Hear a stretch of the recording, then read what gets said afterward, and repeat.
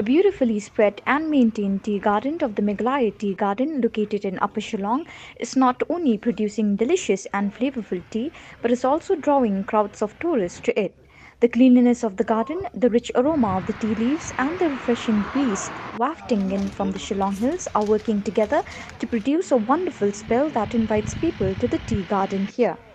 This garden sits right along the highway passing through Upper Shillong going to Millim. It has its own tea processing plant as well. Mr. M. Lingdo Suyam, officer on special duty, Directorate of Food Processing, is endeavoring to further expand the supply of the tea produced by the garden by improving the design and quality of the packages in which the tea is sold. Ni nomor ba akni ka on pi shwa begin pli ketika igni factory khamtam ni mek ti operation ni la wat benya mangi station Delhi atau pasial Delhi ili kendu buan diberi ke balik di packaging ke ni mangi ko ban customize bagi ko ban warna ke packaging ki kolong standard ke bakhambiang ndi mo chule mbo ti ngai ko ke department ko ai ka bor nga ban ni wat ikni packaging khot ni la le na sabar ni warna kitar pagina design ke packaging kata kom kolong nanta but ni pagi kan dingin pa sabar no sasahi ka bala melek sabar na kazaka bit nam pi process namar beli ba dal fira sabar le si kelap ada tu kelap sim ku pen ni ko belum nanta ti kawai kalong ba gidan ki retail packets ni bigi di 200 gram gidan ki pouch gidan ki paper boxes melek ni but gidan ru ki mangi ko mendi wholesale beli 10 kilo gidan ki rigid paper sack ki on pi kini ki sack spot kilong di bala kali international standard asna ba sebab min tap marpa umdi malai air masa sawi flat pack la song ba tarkom la te bhayu la long flat ban bhayu rakom ma umdi ban lai air matang yo kadung kal air kadung moisture tu bu sasan phi udu na ta kajing mark na bang kai te packaging hi ngila hinang ni but kaban jing e helok molong ta kai ya wait nam hakni ka unit usually hingi lembai ti outlet ngi bu won na di small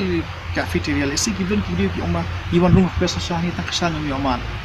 ting inang mut ban ai ki ngata ka genja courtesy na genja complimentary ki dewan hani ki oman ka sha ni nang ni pada ka jo poru mila promote du ki tourist bagi wan hani ki oma ngim don facilities e yang di tim toseng la sna ka pi use toilet ni matin teng ni ki wan tak boburom ta jaka ban lek bar kom nang bo biang tingla sna ka pi use toilet ni but kibri kala experience ya ka art of tea making ni kala ban shongkai ni kala ban ya sondor kai tanat ken ho kidan don shu bun ngila ban ne ni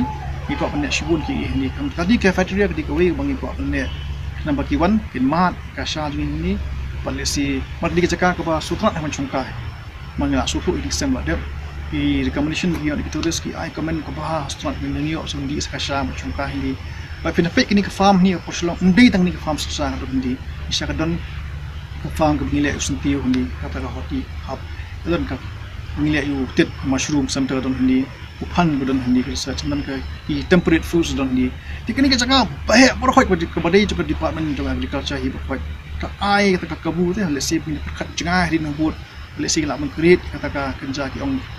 sign akan for horti tourism ni agri tourism or you can call it like that. The people can come and experience. Okay, you want to go and have a cup of tea, you can go and have. You can see mushroom, now we eat. You started. You want me pick some tea, we don't hop about. Very popular hop on me. You can't go. You start some tea, you can't some tea. You pick some tea. You August.